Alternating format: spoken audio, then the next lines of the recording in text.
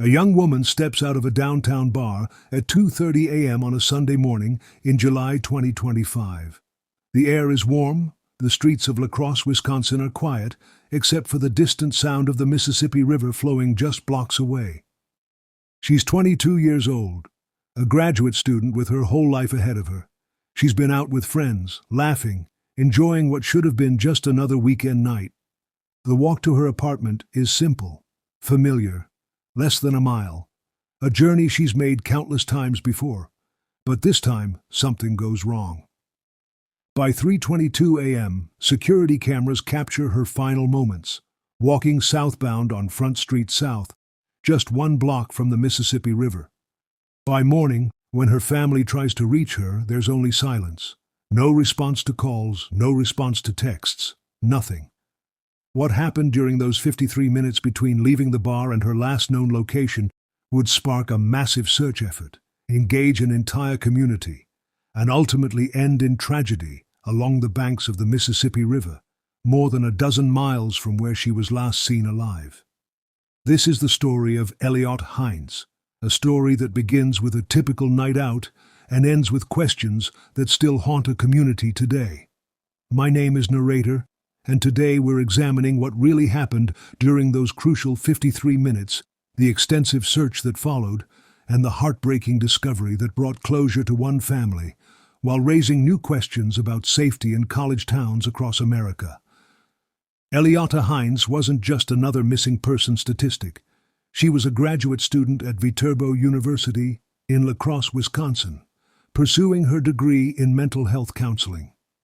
At 22, she had already shown the kind of compassion and dedication that suggested she would make a real difference in people's lives. She was originally from Hortonville, Wisconsin, a small community where everyone knew everyone. Her mother, Amber Heinz, described her as someone with a huge heart who was deeply loved by her family. Standing 5 feet 4 inches tall, weighing just 106 pounds. With blonde hair and blue eyes, Eliotte had the kind of presence that people remembered. On the night of July 19, 2025, Eliotte made plans to go out with friends in downtown La Crosse. It was a typical weekend for a graduate student. She had been working hard on her studies, and like many young people her age, she deserved a night to unwind and enjoy herself.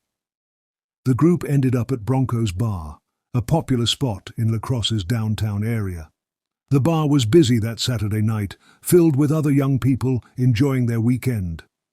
Security footage from inside the establishment would later show Eliotte laughing and talking with her friends, completely unaware that this would be one of the last times she would be seen alive by people who knew her. At 2:30 a.m. on Sunday, July 20th, Bronco's Bar closed for the night. This is where the timeline becomes crucial. Eliotte left the bar with her friends, but at some point during the next hour she became separated from the group. What we know from the police investigation is that Eliotte was walking alone by 3:22 a.m. The distance from Bronco's Bar to where she was last captured on surveillance camera was just 0.4 miles. Under normal circumstances, this walk should have taken about 8 minutes. But somehow, it took Eliotte nearly an hour to cover this short distance. Was she taking her time? Did she stop somewhere? Did she encounter someone? These are questions that investigators would later grapple with as they tried to piece together her final movements. The surveillance footage from 3:22 a.m. shows Eliotte walking southbound on the 500 block of Front Street South. She's wearing a white t-shirt and jean shorts, the same clothes she had on when she left the bar. She appears to be alone, walking with purpose toward what should have been her apartment less than a mile away. But Eliotte Heinz never made it home that night. When Sunday morning came, her family expected to hear from her. It was routine. Eliotte was the kind of daughter who stayed in touch, who let her parents know she was safe. When the phone calls went unanswered and the text messages received no response, Amber Heinz knew something was terribly wrong. If you've ever had that gut-wrenching feeling that something isn't right with someone you love, you understand exactly what Eliotte's mother experienced that Sunday morning. The fear, the growing panic, the desperate hope that there's a simple explanation. Hit that notification bell right now, because cases like this remind us how quickly everything can change, and you won't want to miss how this story unfolds. The Heinz family didn't waste time. They immediately began trying to locate Eliotte, calling her friends, checking with people who had been out that night, trying to retrace her steps. When these efforts yielded no results, they contacted the La Crosse Police Department. By Sunday evening, Eliotte Heinz was officially reported missing. The La Crosse Police Department immediately launched an investigation. This wasn't just another missing person case where they could afford to wait 24 or 48 hours. A young woman had vanished in the early morning hours near the Mississippi River, in an area where the police were all too familiar with similar tragedies. The investigation revealed something that would become central to understanding this case. The area where Eliotte disappeared had a troubling history. Between 1997 and 2006, multiple young people, mostly college students, had been found dead in the Mississippi River after nights out drinking in downtown La Crosse. These deaths had previously sparked conspiracy theories, including something called the smiley face murder theory. This theory suggested that the drownings of multiple young men in Midwestern states were actually murders, marked by smiley face graffiti found near discovery locations. However, the FBI had investigated and discounted this theory, instead attributing the deaths to alcohol consumption combined with the dangerous proximity to the Mississippi River. But for Eliotte's family, statistics and theories meant nothing. Their daughter was missing, and every hour that passed made the situation more desperate. By Monday morning, July 21st, the search effort had expanded dramatically. The La Crosse community, Viterbo University, and people from Eliotte's hometown of Hortonville all mobilized to help find her. At 8 a.m. that Monday, volunteers gathered at 1425 8th Street South in La Crosse. The scene was both heartwarming and heartbreaking. Dozens of people, many who had never met Eliotte personally, showed up ready to distribute flyers and search the surrounding area.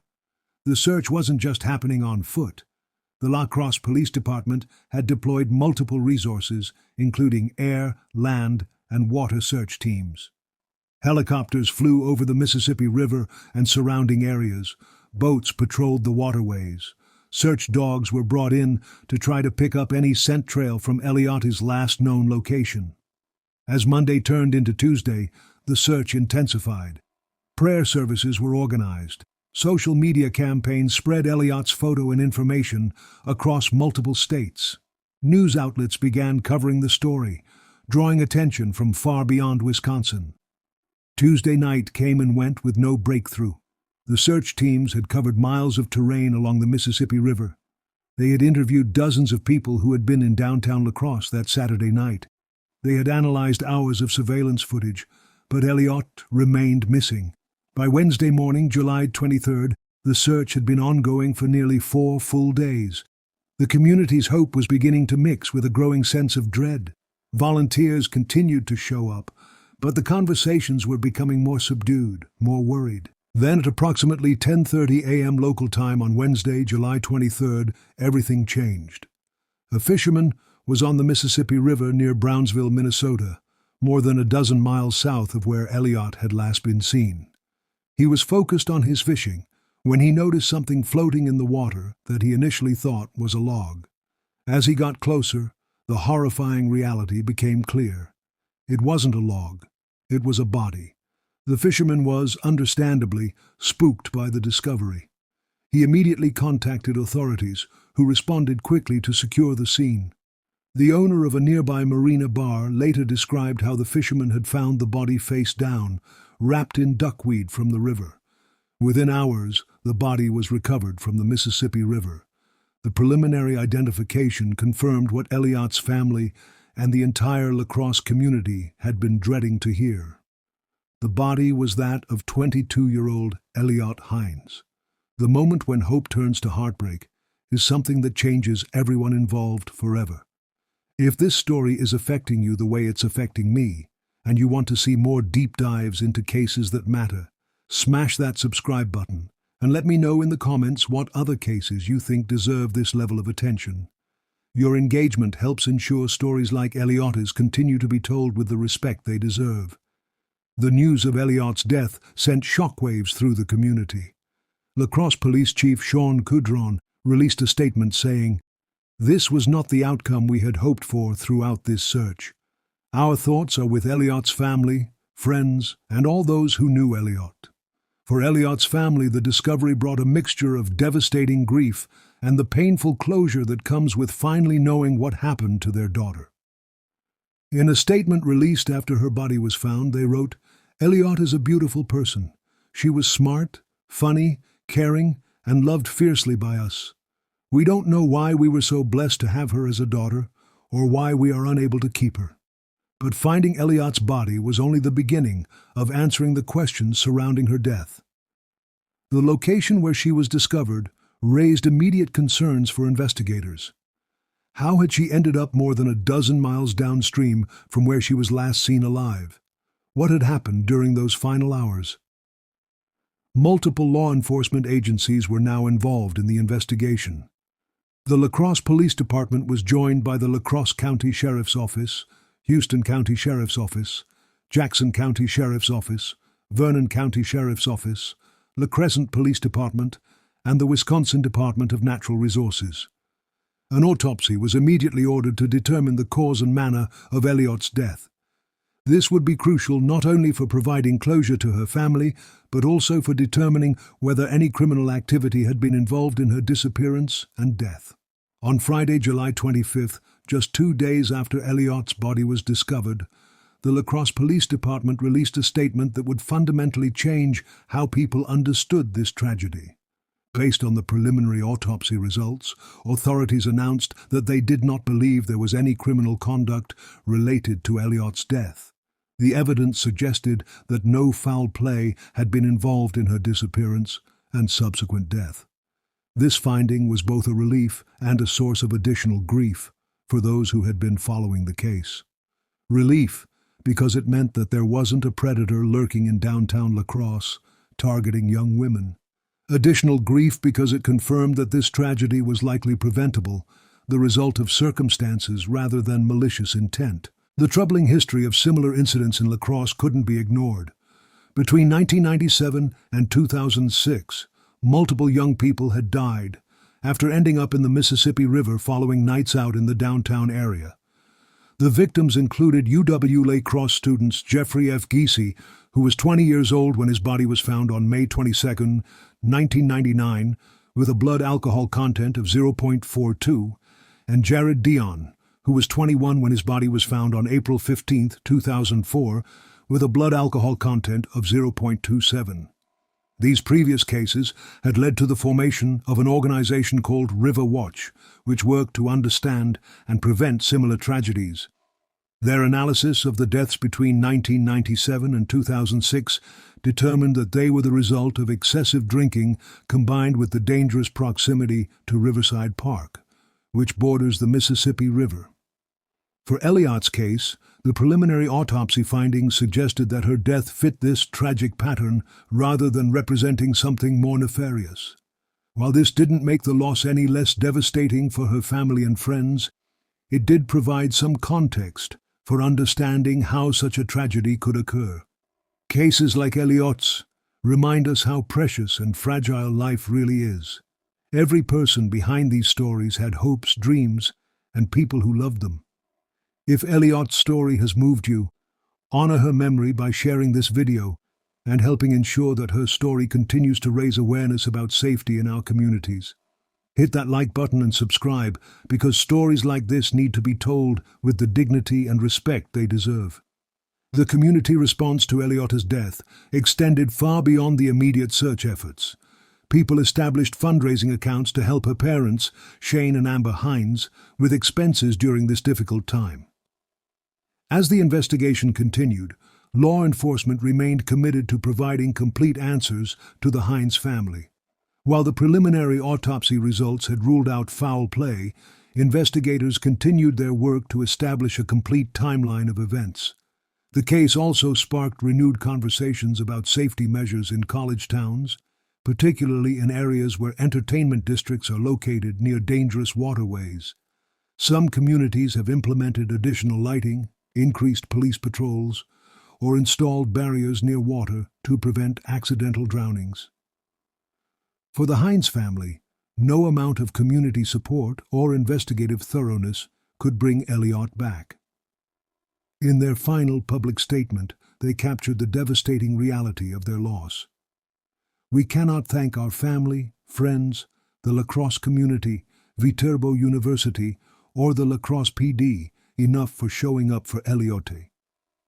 As of the most recent updates, the Lacrosse Police Department continues to finalize their investigation, with complete autopsy results still pending. The case serves as a reminder of the importance of safety awareness, community vigilance, and the unpredictable nature of tragedies that can strike even in seemingly safe environments. Eliotte Heinz was just 22 years old when her life ended. She was studying to become a mental health counselor, preparing for a career dedicated to helping others. Her family described her as smart, funny, caring, and deeply loved. Her death represents not just the loss of a young life, but the loss of all the good she would have done in the world. The story of Eliotte Heinz began with a typical night out with friends and ended in tragedy along the banks of the Mississippi River. While we may never know every detail of what happened during those crucial hours, we do know that a family lost their daughter, a community lost a promising young member, and the world lost someone who had so much more to give. In remembering Eliotte, we honor not just her life, but the importance of community, the value of thorough investigation, and the need for continued vigilance in protecting young people in our communities. Her story serves as both a tragedy and a call to action for all of us to look out for one another and to never take for granted the precious nature of every single day we have.